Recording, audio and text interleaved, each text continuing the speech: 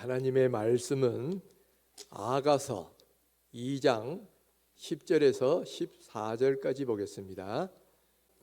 나의 사랑하는 자가 내게 말하여 이르기를 나의 사랑 내 어여쁜 자야 일어나서 함께 가자. 지면에는 꽃이 피고 새가 노래할 때가 이르렀는데 비둘기의 소리가 우리 땅에 들리는구나.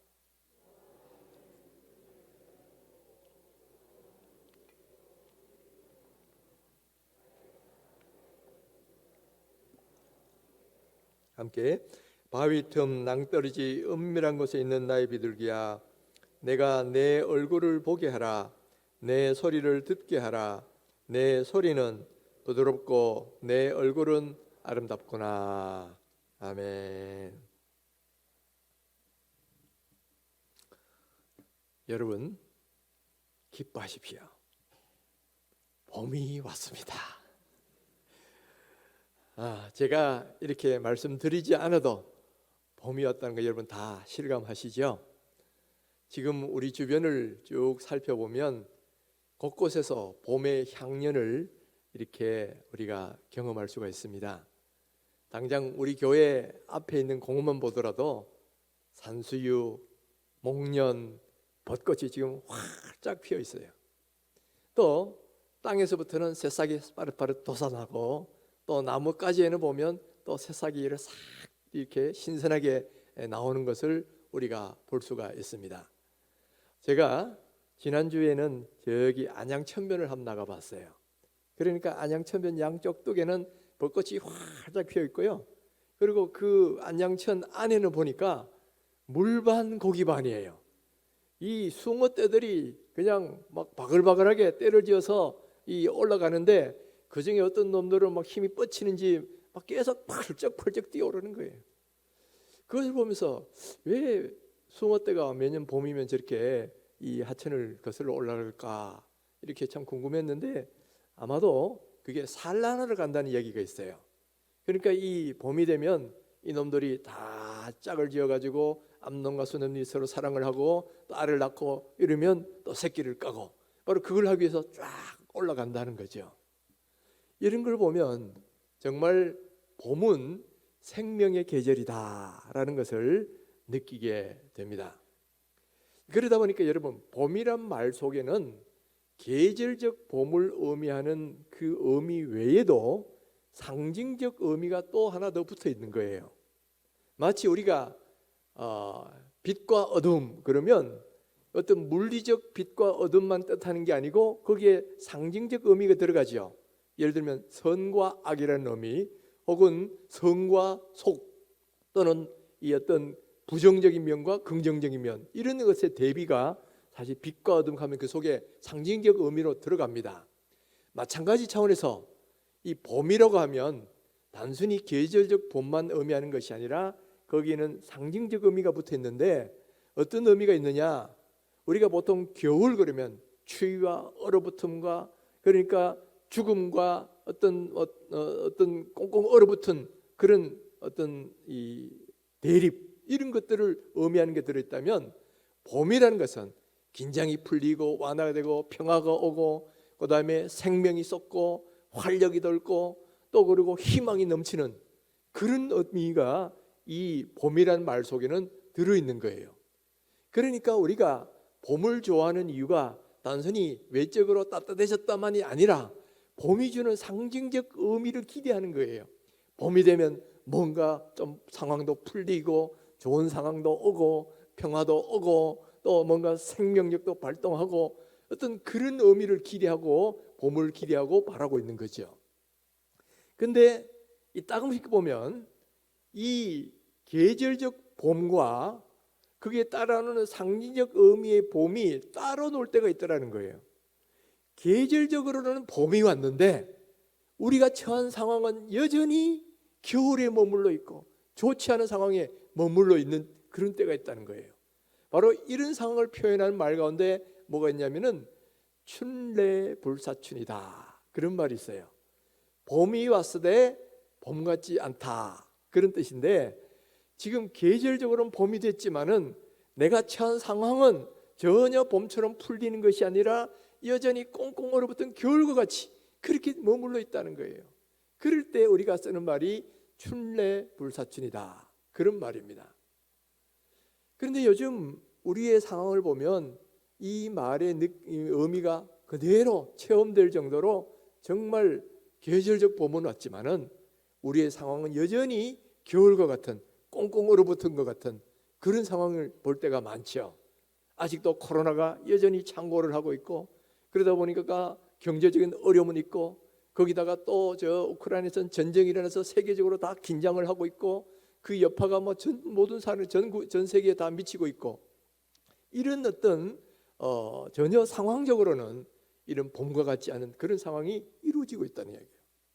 그런데 여러분, 이것은 일반적인 경제적인 문제나 혹은 뭐 전쟁이나 이런 외적인 문제가 아니라 오늘날 우리의 하나님을 믿는 영적인 상황에서도 그와 같은 일들이 우리가 여전히 벌어지고 있더라는 거예요.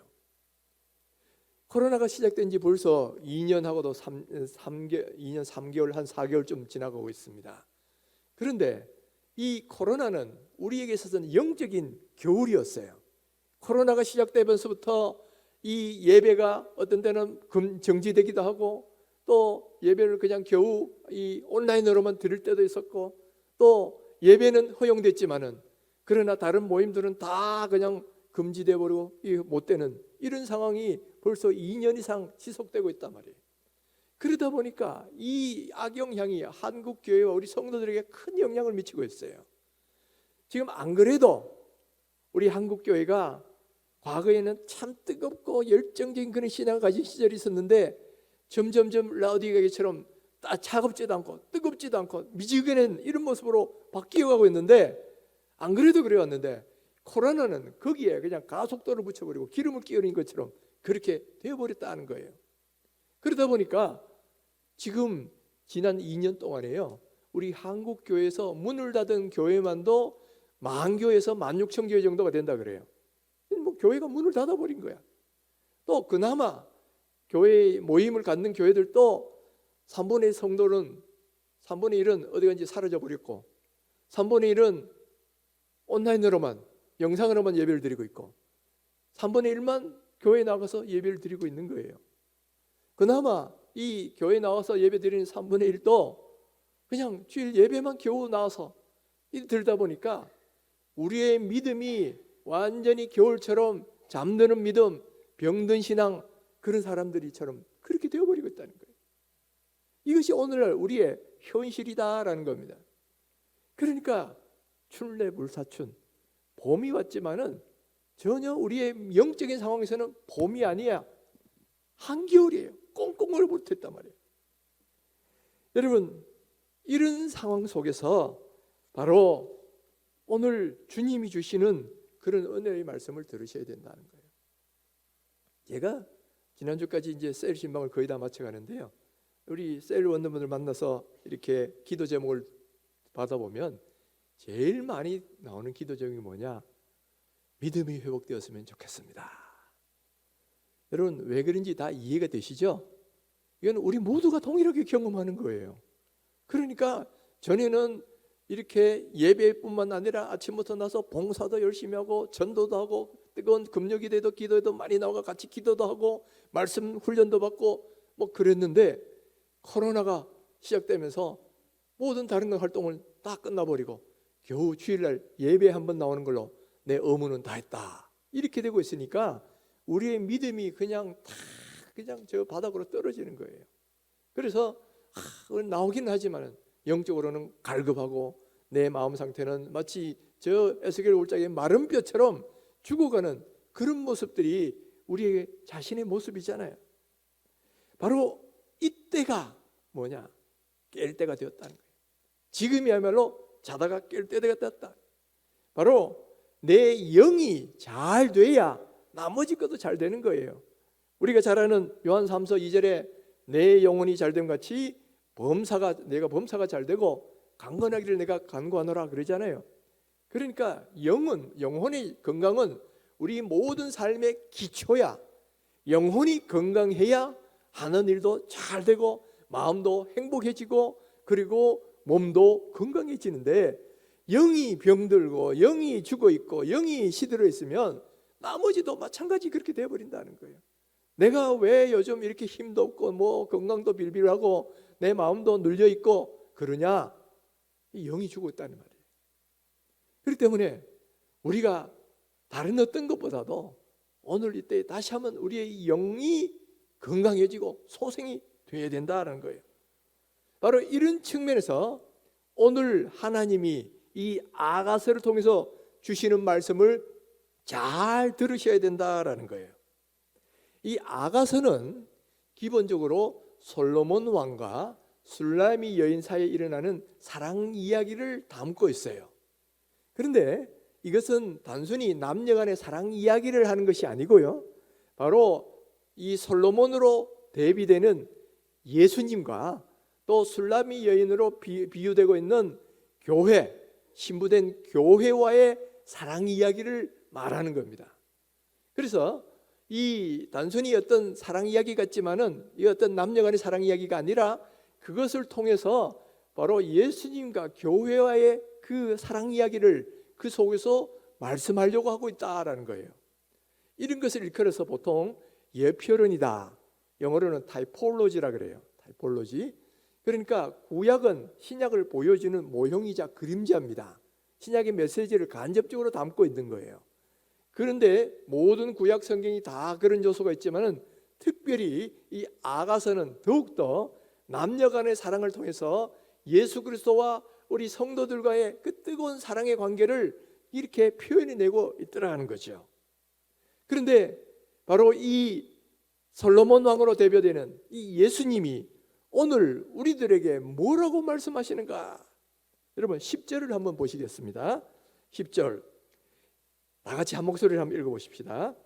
나의 사랑하는 자가 내게 말하여 이르기를 나의 사랑 내 어여쁜 자야 일어나서 함께 가자. 그러니까 이 솔로몬으로 대비되는 예수님께서, 모형으로 표현되는 예수님께서 오늘 여기 있는 우리 성도들에게 하시는 말씀이 뭐예요? 나의 사랑 나의 어여쁜 자야 일어나서 함께 가자. 지금 이 말씀을 하고 계시더라는 거예요. 근데 여기서 예수님은 우리 성도들을 향해서 나의 사랑 내 어여쁜 자라고 표현하고 있는 거예요. 실제로 우리 가운데는 보면 뭐 얼굴이 별로 다 그냥 세상 기준으로 봐서 다 멋있는 거나 또 뭐 사랑스러운 그런 분이 아닌 분들도 계시죠. 또 뭐 사람마다 다 다르니까요. 또 우리의 행실로 말하면 말이나 행실이 주님 보시기에 전혀 사랑스럽지 않은 그런 분들도 있어요. 여러분 솔직히 한번 들어보세요. 지금 내 이런 신앙 상태, 이런 모습을 우리 주님이 과연 얼마나 사랑하실까 생각하면 조금 좀 스스로도 양심이 갇히게 느껴지는 분들도 계실 거예요. 그러나 우리 예수님은 우리의 외모가 아무리 못생겼던 간에, 우리의 행실이 아무리 주님을 실망시키든 간에 주님 보시기에는 여전히 내 사랑하는 자, 나의 어여쁜 자로 보여지신다는 거예요. 우리 주님이 우리를 너무나 사랑하시다 보니까 우리의 외모와 관계없이, 우리의 행실과 관계없이 다 사랑스러운 자로 느껴지는 거예요. 그래서 내 사랑하는 자, 나의 어여쁜 자, 이렇게 우리 성도들을 향해서 말씀하시면서 우리에게 지금 강력하게 권고하시는 말씀이 일어나서 함께 가자라는 거예요. 일어나서 함께 가자. 근데 일어나서 함께 가자는 말이 의미가 뭐겠어요? 지금 우리의 상황은 일어나서 함께 갈 상황이 아니라는 거예요. 주님과 함께하는 상황이 아니라는 거예요. 아마도 술람미 여인이 뭐 앉아있던 누워있던 이 솔로몬 왕과 이렇게 함께 갈 수 있는 상황이 아니겠죠. 바로 오늘 우리의 모습도 우리 어떤 상황인지 몰라도 주님과 함께 갈 수 있는 상황이 아닌 사람도 많이 있어요. 지금 우리가 영적으로 잠들어서 잠이 든 상황도 있을 것이고, 영적으로 병이 들어서 일어나지 못한 사람도 있을 것이고, 영적으로 그냥 나태해져 가지고 일어나기 싫어하는 사람도 있을 것이고, 각각 종류의 사람들이 우리 가운데도 있을 수 있어요. 바로 그런 사람들을 향하여 예수님께서 강력하게 권면하시는 말씀이 일어나라, 그리고 함께 가자, 이렇게 권면하시는 거예요. 성경을 보면 이런 권면이 여러 군데서 나오는 것을 우리가 볼 수가 있다는 겁니다. 마태복음 24장 46절에도 보면 일어나라 함께 가자 보라 나를 파는 자들이 가까이 왔느니라 그러셨어요. 또 마가복음 1장 38절에도 우리가 다른 가까운 마을들로 가자 거기서도 전도하기라. 또 요한복음 14장 31절에도 보면 일어나라 여기를 떠나자 이렇게 말씀하신 적도 있죠. 자, 이것은 뭐냐면은 예수님이 제자들을 초대하신다는 거예요. 이 예수님이 이 베드로나 요한이나 야고보나 안드레나 바닷가에서 고기를 잡고 있을 때 예수님이 나타나셔요. 자, 일어나 함께 가자. 물론 직접 그렇게 말씀하신 건 아니지만 내용적으로는 그런 말씀하셨다는 거예요. 너희들 나를 따라오느냐 내가 사람을 남기는 어부가 되게 하리라. 이 말씀은 일어나라 함께 가자 이 말씀이에요. 그랬을 때 제자들은 그 모든 걸 버려두고 예수님을 쫓아갔죠. 또 예수님께서는 제자들이 겟세마네 동산에서 막 쿨쿨 자고 있으니까 얼마나 답답하셨든지 얘들아 일어나라 함께 가자 함께 가자 그렇게 말씀하시지요. 여러분 주님께서 이렇게 말씀하실 때에 그 부름에 순종하셔야 된다는 거예요. 순종하는 사람에게는 큰 은혜가 임하고 큰 축복이 임해요. 제자들이 그 고기 잡고 있을 때 일어나서 함께 가자 주님께서 초청하셨을 때 다 버리고 순종했지요. 그러니까 어떻게 됩니까? 한낱 어부가 이제는 위대한 예수님의 제자가 되는 거예요. 또 다메섹 도상에 있는 이 바울에게 예수님이 나타나셔서 일어나서 나와 함께 가자 그러시니까 그 말에 순종했을 때 위대한 전도자가 됐잖아요.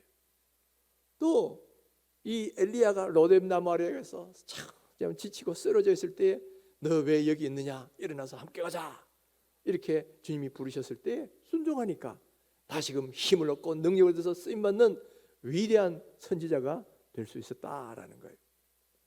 예수님의 부르심에 순종하면 이와 같은 위대한 삶을 사는 축복의 삶을 사는 사람들로 변화될 수가 있다는 거죠. 오늘 이 예수님이 오늘 이 자리에 있는 우리들을 향해서도 나의 사랑 나의 어여쁜 자야 일어나서 함께 가자 이렇게 초청을 하고 계셔요.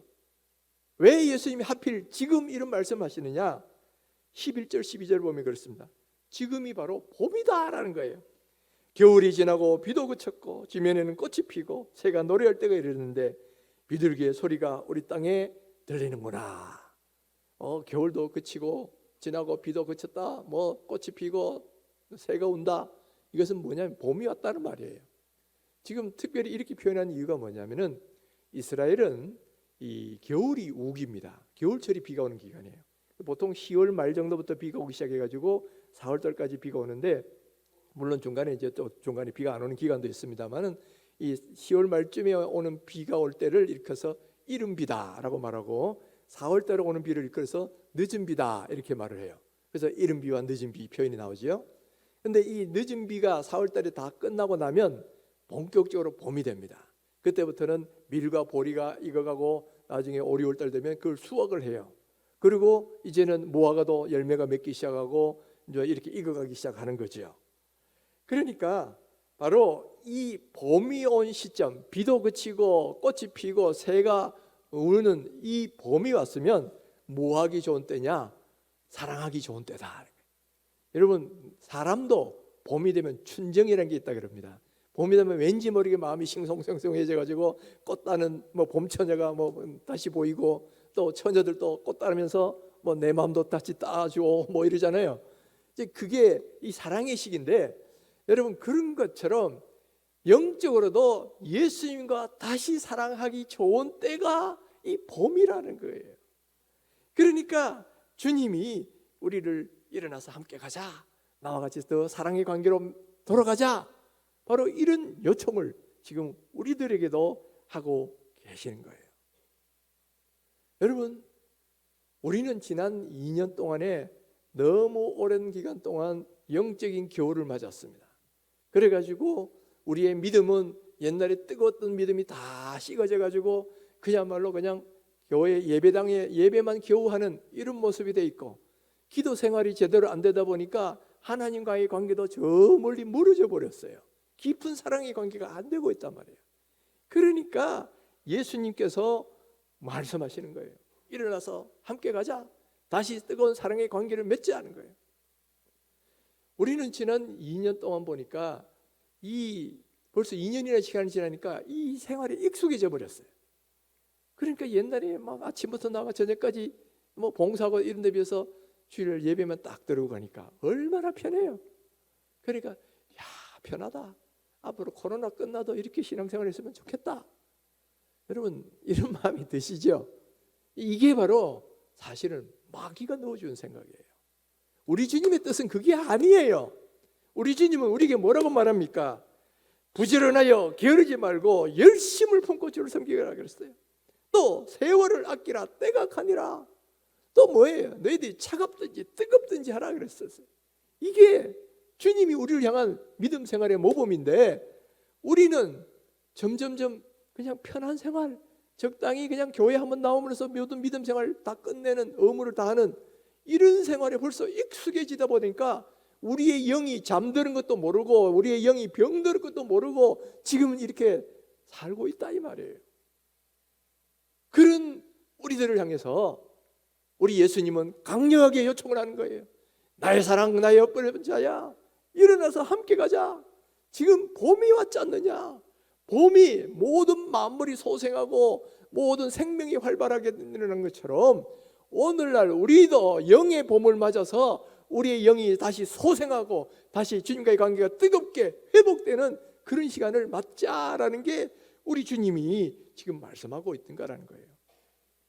여러분, 봄이라는 것은 아까도 말했지만 계절적 봄이라는 의미 외에도 생명력과 활력과 소생한다는 그런 의미들이 그 안에 다 들어있다 그랬잖아요.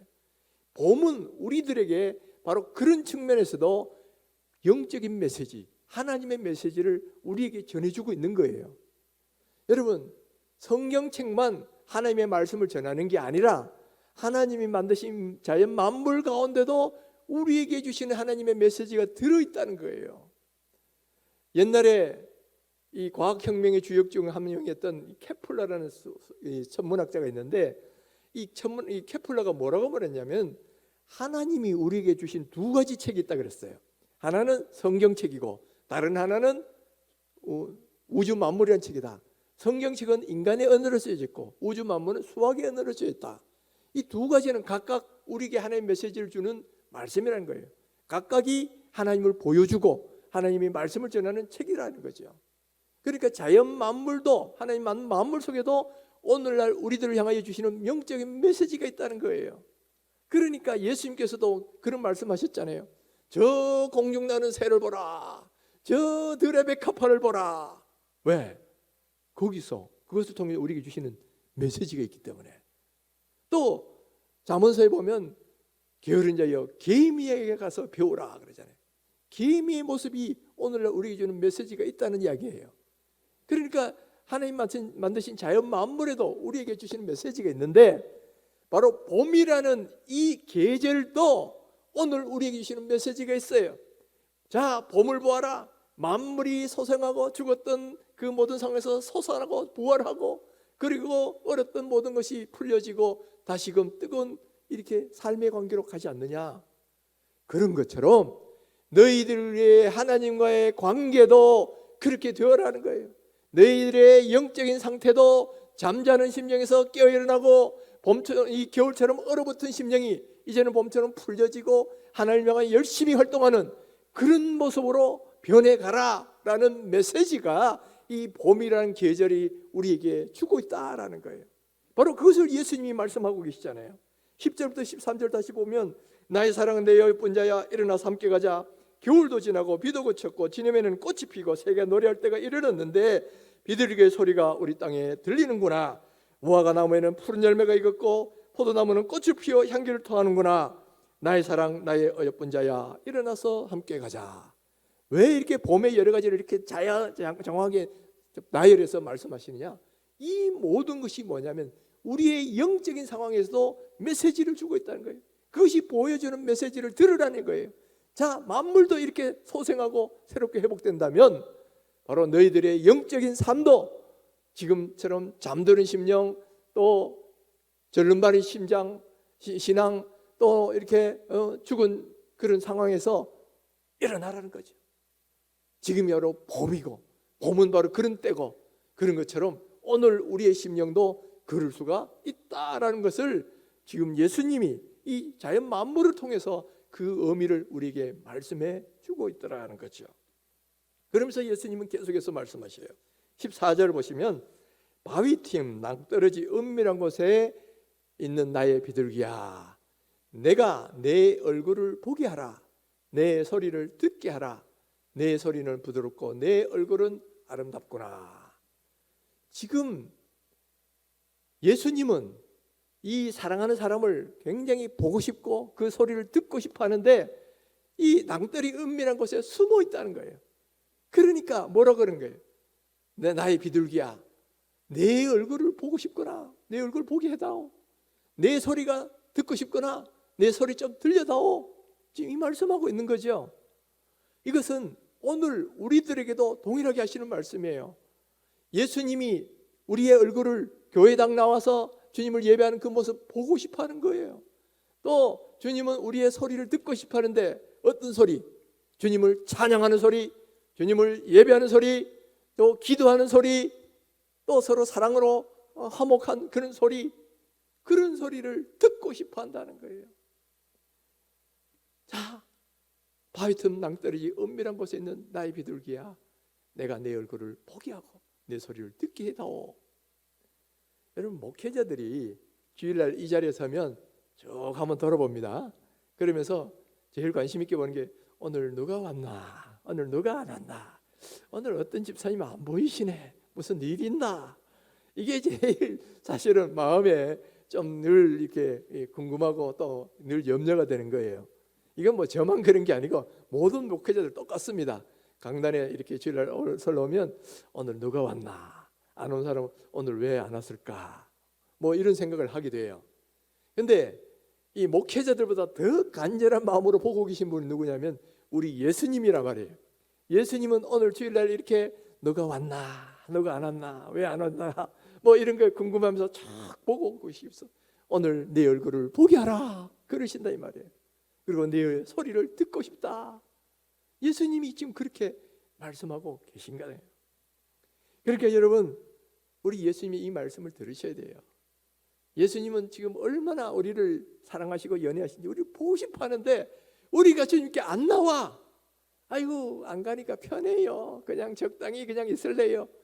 그러나 우리 주님의 심장은 그게 아닌데, 우리 주님 우리를 보고 싶어서 그냥 보고 싶은 정도가 아니라 병이 났다 그랬어요. 여러분, 5절 보면 내가 사랑함으로 병이 났음이라라. 내가 사랑해서 병 났다는 거예요. 사랑해서 병 나는 건 무슨 병이라 그래요? 상사병이라 그러죠. 몸이 아파서 나는 병이 아니라 사랑해서 나는 병이 있어요. 이건 상사병이라 그래요. 예수님이 우리를 사랑해서 상사병이 들 정도인데 우리는 그 심정도 몰라주고 아유, 교회 가기 싫어, 그리고 뭐 적당히 이렇게 살고 싶어 이러면서 점점 예수님으로부터 멀어지려고 하는 그런 모습의 우리 모습이 우리에게 있다 이 말이죠. 바로 이런 우리들을 향하여 우리 예수님이 말씀하시는 거예요. 내 사랑, 내 어여쁜 자야, 일어나서 함께 가자. 이제 봄도 왔으니까 이제는 그 앉아있는 자리에서 일어나서 함께 가자. 바로 그런 말씀을 하고 있어요. 여러분, 주님의 이 음성을 들으시기 바랍니다. 그리고 이 초청에 순종하시기를 바랍니다. 바로 순종하는 자에게는 다시금 생명을 얻고 능력을 얻고 삶의 모든 것이 달라지게 될 것입니다. 그래서 우리 교회가 지금 이 올해가 뭐예요? 회복의 은혜를 주옵소서. 그동안 2년 동안 코로나 때문에 다 가라앉은 신앙들, 우리의 모든 것들이 영성이 다시 회복되는 은혜를 주옵소서 하는데, 이 영성이 회복되기 좋은 시점이 언제냐면 바로 이 봄이라는 거예요. 그것도 다음 주는 예수님이 우리를 위해 돌아가시고 고난당하시고 돌아가신 고난주간이에요. 그러니까 이 고난주간에 우리가 주님께로 나와서 예배하고 찬양하고 그러면서 우리의 영을 다시 회복시키는, 주님과 깊이 함께 교제할 수 있는 시간이 되어야 된다는 거예요. 그래서 여러분, 우리가 작년에도 이 고난주간에 특별 기도회를 하긴 했지만은 특별히 오늘 해는 더 중요한 것은 이제는 정말 우리가 진정한 회복의 은혜를 사모하고 또 진정으로 그동안 병든 신앙에서 어떤 잠든 신앙에서 이제는 살아있는 신앙으로 바뀌려면 뭔가 계기가 필요한데 그것이 바로 이번 특별 기도이다 하는 거예요. 그래서 여러분 뭐 하나보다 그렇게 생각하지 마시고요. 이번 특별 새벽 기도회 때 뭔가 내가 한번 변화를 받아보리라, 내가 다시 한번 내 영이 다시 한번 살아나리라, 주님과 다시 관계를 회복하리라, 이런 결심을 하셔야 됩니다. 결심을 하시고 단잠을 깨우셔야 돼요. 그리고 기도 자리로 나오시라는 거예요. 그럴 때 여러분 우리 영이 소생하는 거예요. 저도 이 코로나 시기를 지나다 보니까 자꾸만 제 자신의 믿음도 정체되고 영역이 떨어지는 걸 스스로가 느끼는 거예요. 옛날에는 기도도 더 많이 하고 또 제자 훈련다고 막 바쁘게 했다가 요즘은 그보다는 조금 상대적으로 여유가 있단 말이에요.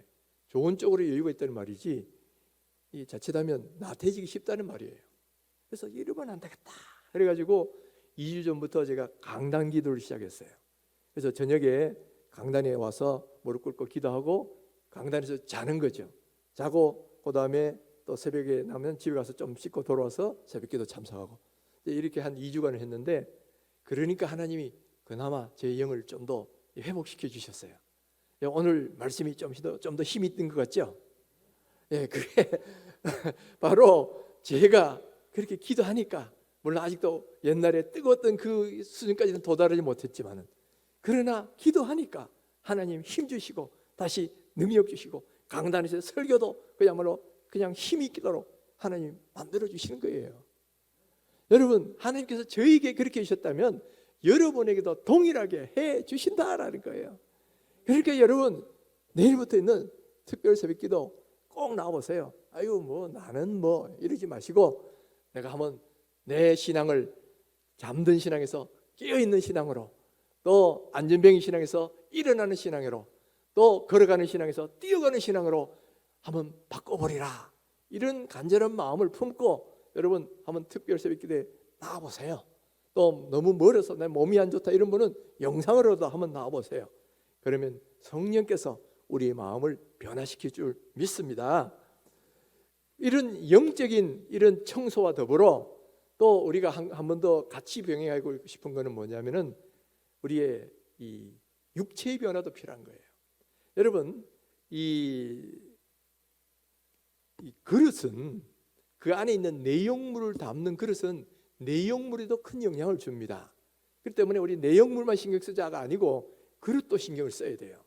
예를 들면 저 같은 경우에 주일날 이렇게 나올 때는 꼭 아침에 4시 반쯤 일어나면 샤워를 싹 깨끗이 하고 모든 옷도 다 새 것으로 다 갈아입고, 그리고 기도하고, 그래서 영육간에 깨끗한 몸으로 이 자리에 올라오려고 해요. 그러면 이 몸도 또 옷도 그러니까 더 신선한 마음으로 말씀을 전할 수 있는 거지요. 예를 들어 가지고 제가 여기서 작업복으로 와서 설교를 한다. 그러면 듣는 여러분도 좀 이상할 것이고 나도 아마 그런 마음이 안 될 수 있어요. 그러니까 여러분들도 주일날 올 때는 가능하면 단정하게 오셔야 됩니다. 여러분, 남자분들 군대 예비군 훈련 가 보시면 알지만은 양복 입고 직장에서 이렇게 그 일을 볼 때 하고 예비군복 입고 막 있을 때하고 행동이 달라져요. 말과 행동이 달라집니다.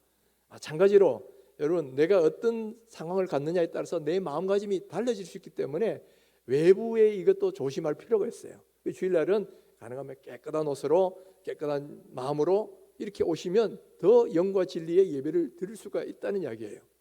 또 뿐만 아니라 여러분, 교회당 건물도 마찬가지입니다. 교회가 여기저기 지저분하고 막 이러면 우리 마음도 막 이게 어두워지고요, 영도 같이 이렇게 좀 안 좋아져요. 그래서 교회당도 가능하면 밝고 깨끗하게, 그래서 우리가 리모델링 할 때도 그 개념으로 했잖아요. 그리고 지난 겨울 동안 묵었던 때도 한번 벗기자 하는 거예요. 그래서 이번 토요일 날은 우리 대청소에서 다음 주가 부활주일인데, 부활주일을 교회도 확 묵은 때를 벗기고 깨끗하게 하고, 우리의 몸과 이 옷도 깨끗하게 하고, 무엇보다도 우리의 영을, 모든 영의 때를 다 벗기고 성령의 은혜로 새롭게 돼서 그렇게 다음 주에 부활주일을 맞는다면 그것이 진정한 의미의 부활주일이 아니겠습니까? 여러분, 부활이라는 것은 다시 살아난다는 의미예요. 그런 것처럼 우리의 심령도 정말 다시 살아나서 부활주를 맞으면 정말 예수님의 부활의 의미가 우리에게는 더 크게 오게 될 것이다 라는 거예요. 그러니까 여러분, 이번 주일을 한번 그렇게 한번 보내보자고요. 그래서 먼저 특별 새벽 기도를 통하여 우리의 영을 한번 새롭게 변화시키시고요, 그리고 또 우리의 이 몸가짐과 옷가짐도 한번 딱 깨끗하게 해보시고요, 또 그리고 여러분 교회도 한번 대청소를 통해서 깨끗하게 해서 다음 주에 우리가 부활주일 예배를 드리면 우리가 정말 새로운 모습으로 주님을 만나고 주님과의 관계가 회복되는 그런 은혜가 있게 될 줄 믿습니다. 사랑하는 성도 여러분, 바로 이런 측면에서 우리가 모든 것을 다 같이 하셔야 돼요. 오늘 이 자리에 나온 모든 분들 정말 봄이 왔습니다. 계절적 봄만 온 게 아니라 우리의 영에도 봄이 오고 우리의 신앙생활에도 봄이 와서 회복되고 살아나고 활력이 넘치는 그런 신앙으로 회복되어서 다음 주 부활주일 예배가 정말 부활된 영의 몸으로 우리가 주님을 예배하는 그런 시간이 될 수 있기를 주님의 이름으로 축원합니다.